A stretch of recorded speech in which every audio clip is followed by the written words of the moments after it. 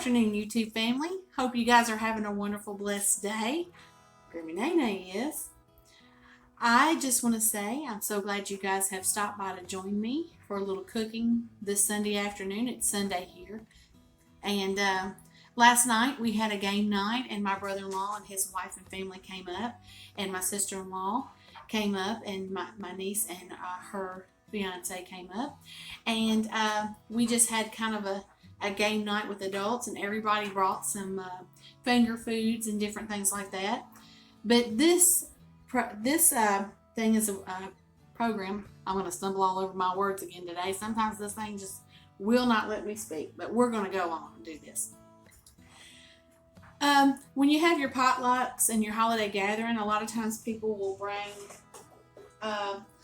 little slice cake like this, or these I think these are called, I don't know what these are called, but these little delicious little finger cakes of all different kinds. And then whenever they leave, if you're the one that hosted, a lot of times they don't want to take it back home with them, and they will leave it with you. And so today I'm going to show you how to take these delicious things, because you can use pretty much anything to make a bread pudding. So I'm going to show you how to take these and make a delicious bread pudding. So let's get right to it. So you already seen that we have about 4 slices. Okay, and these were flavored. We had a pumpkin spice, a cranberry orange, and a red velvet. There's no red velvet left. I probably ate about half of what was in there. It was delicious. And these are good too. And they're so tender and so moist. But we're going to use those. So we're going to take that. I'm going to put you down, because I don't want you guys to miss a thing today.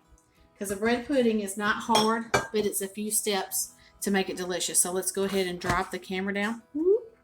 There we go. And then get you guys into a position where you can see everything. And let me move this down a little bit. We're going to make an apple walnut bread pudding. And the first thing you have to have is some bread. You can't have a bread pudding without some bread. So we're going to take these cakes, and we're just going to put them in here. We're going to break them into, you don't want them too small, because you have to have some substance to it. So we're going to break these in there. And this one was a cranberry. So all of these delicious flavors are going to go so good with our apple and walnut. We're going to put them in there. And we want to get these broke up in different places. That way you get a bite of this and a bite of that. It's going to be so good. Let's get this. You can make bread pudding with a loaf of regular bread. But let me tell you what makes the best bread pudding. Krispy Kreme donuts. My husband bought some Krispy Kreme donuts years ago, and he bought way too many. And the kids had ate as many as they could, and I had ate as many as I could, and he had. And so I said, we've got to do something with these.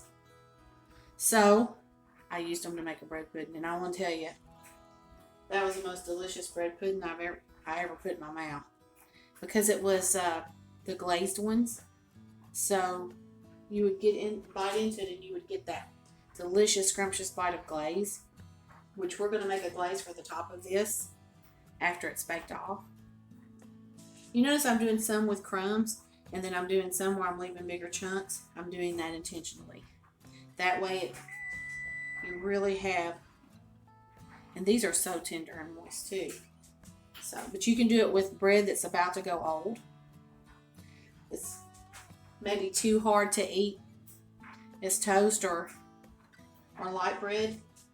You can make bread pudding with it. I'm pretty sure that in the old days they probably invented this because they didn't throw anything away. They figured out how to take what was about to become waste and turn it into something that was delicious,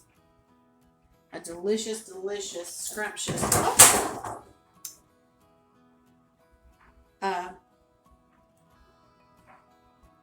So I don't know if you guys saw that, but I just dropped my cookies on the floor. I'm lucky they didn't go out on the floor. They just kind of fell and closed. So I still have them. Nobody's perfect when you're working with a small camera. I've got pretty good counter space in here, but sometimes I have to reel it in so you guys can so I can have all the ingredients where you guys can see it. So let's get it on here. And these were really pretty. These had like a little shell thing going on. They were really pretty and delicious. We just had too much food. And that's usually how a gathering with the three of us, our three households is. We just have way too much food.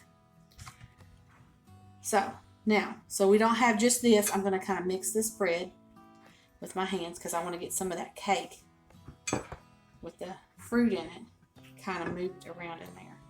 Like I said, we don't want to break this up too much. Okay. This is going to be good. It's already smelling good. All of these delicious sweets that are in there. Let's take this and move this over here. Okay. So let me wash my hands. I'll be right back. Can't stand to have dirty hands. Alrighty. So now I have opened up 1 can of evaporated milk in here. And to this, we're going to add 3 eggs.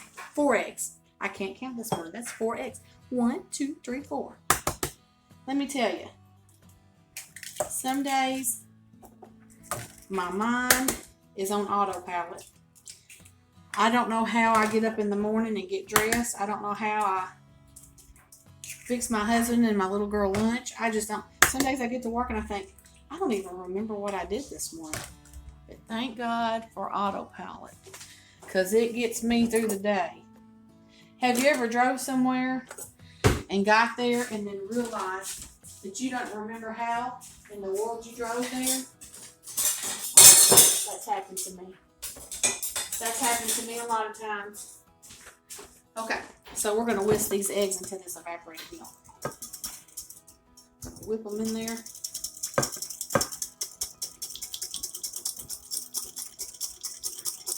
Because this is our custard. You have to have a custard with bread pudding. And I've got my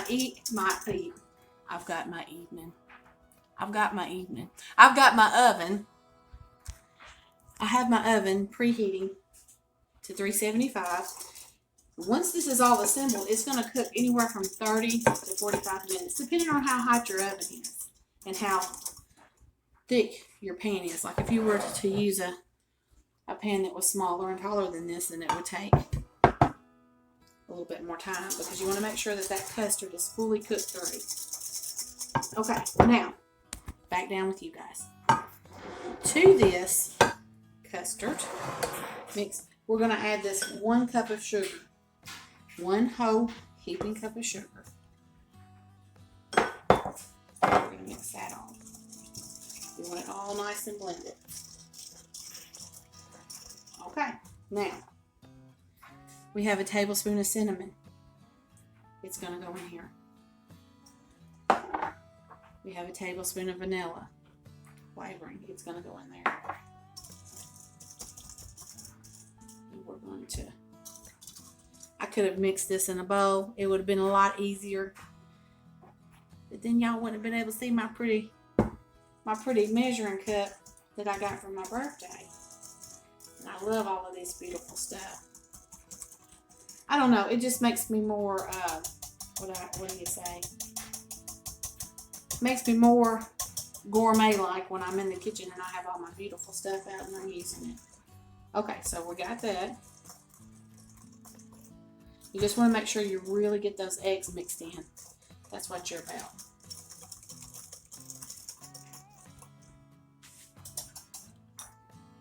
I'm going to set this over here. I'm going to look for a smaller whisk.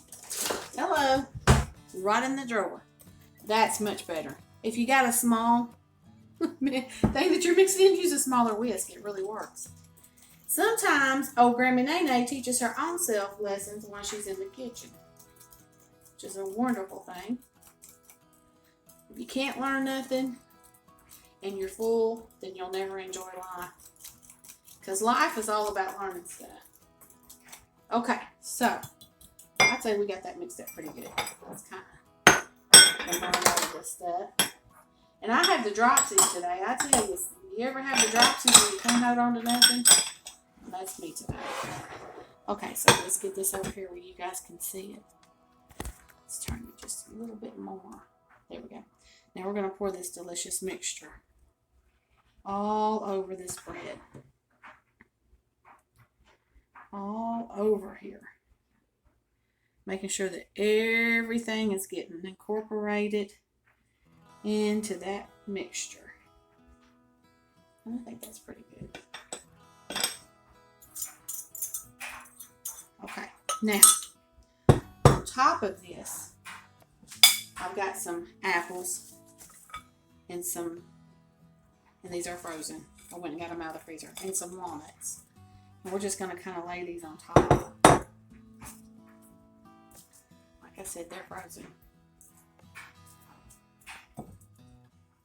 We're going to kind of push them down into that custard so that custard kind of holds on to them when they're done. And to the top of this, we're going to sprinkle some more cinnamon.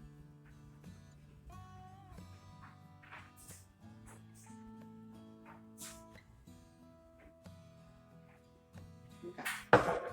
Now, this is where it gets delicious. I'm going to use this same bowl right here. I've got 1 stick of melted butter over here.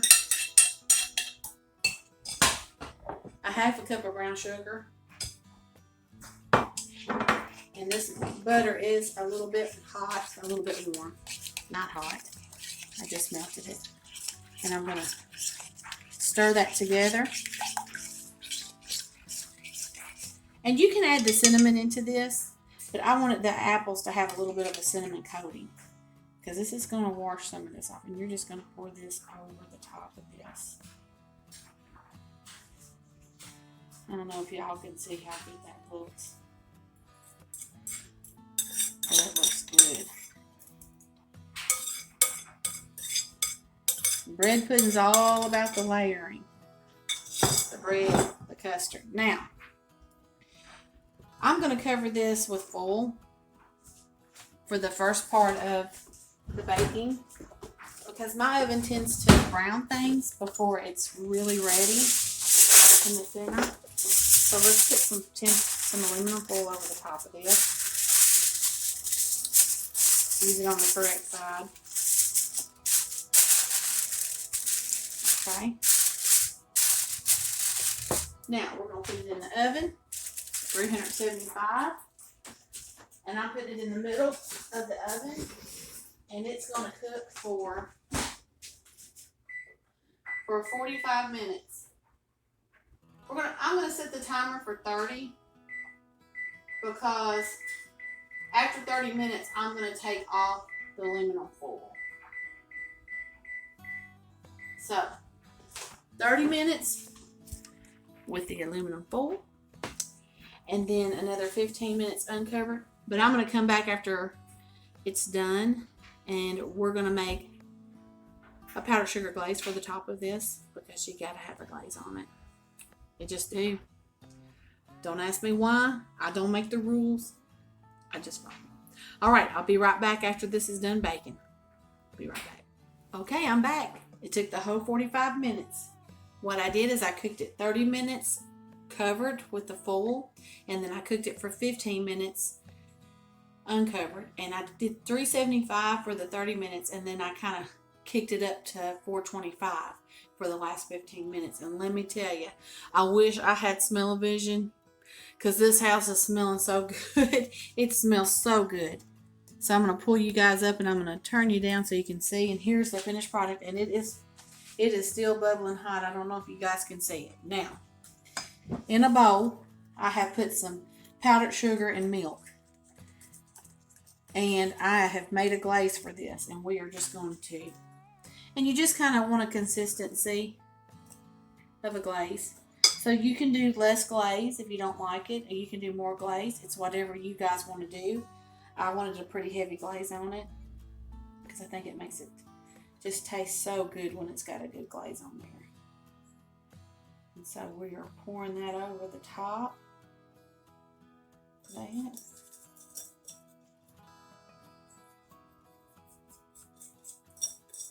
Now, like I said, you could eat it without a glaze. You don't have to have it on there. But let me tell you, I think that's going to be scrumptious. As it sets and absorbs that, you can kind of poke holes and pull down in there, and let that glaze kind of go down into that red pudding. just going to get better and better and better. Just kind of pull that apart and see that that's pretty clean. So it's good and clean. So you need 30 minutes 30 minutes covered at 375. I'll get it right in a minute. And then uncover it for 15 more minutes and kick that heat up to 425. Let's plate this up and taste it. Hopefully it won't burn my lips off. I like to keep my lips. Let's get a spoon here. Let's get us a spoon that we can get it out of there. Let's get a good corner piece. How about right here? You could put raisins in this. You could do this with peach. I'm telling you, any kind of bread. Look at that, how that flipped out. Isn't that just beautiful? Put a little bit more in there. I just love that glaze. It's that milk and powdered sugar glaze on it. I don't know if you guys can see this. I'm going to kind of turn that over and let y'all look. You can see that steam coming off of there. So I'm going to be careful not to burn my lips off. But let's just taste this. Get a little bit of that apple and a little bit of that bread.